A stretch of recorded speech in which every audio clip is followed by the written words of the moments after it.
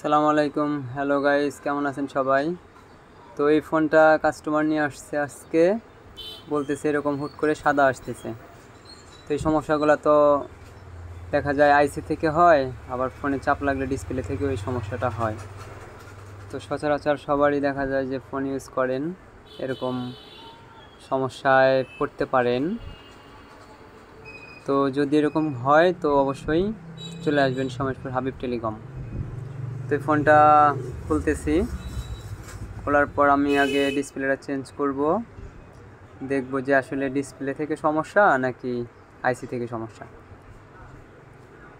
Display থেকে সমস্যা হলে অবশ্যই নতুন ডিসপ্লে লাগাইলে ঠিক হয়ে যাবে, আর যদি আইসি থেকে সমস্যা হয় তাহলে সেটা সেম আগের মতোই দেখা যাবে। তো আমি এখন ডিসপ্লেটা লাগাবো, ডিসপ্লেটা লাগায় দেখব যে ঠিক আছে কি না। যদি ঠিক হয় তাহলে তো কাস্টমারের কপাল ভালো, দিয়ে দেবো অমনি। তো এখন ডিসপ্লেটা লাগাচ্ছি। যদি আপনাদের কারো এরকম সমস্যা হয় অবশ্যই আসবেন, ভয়ের কোনো কারণ নাই।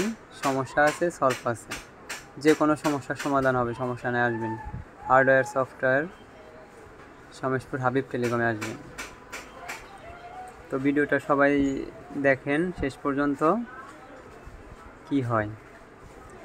তো এখন আমি এটা চেক করব, পাওয়ার সাপ্লাই দিয়ে চেক করব যে দেখি ডিসপ্লেটা ঠিক আছে কি না।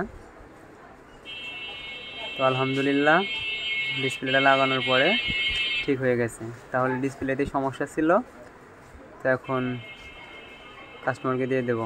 তো যাই হোক, যদি আপনাদের এরকম সমস্যা হয় অবশ্যই আসবেন, সঠিক সমাধান পাবেন।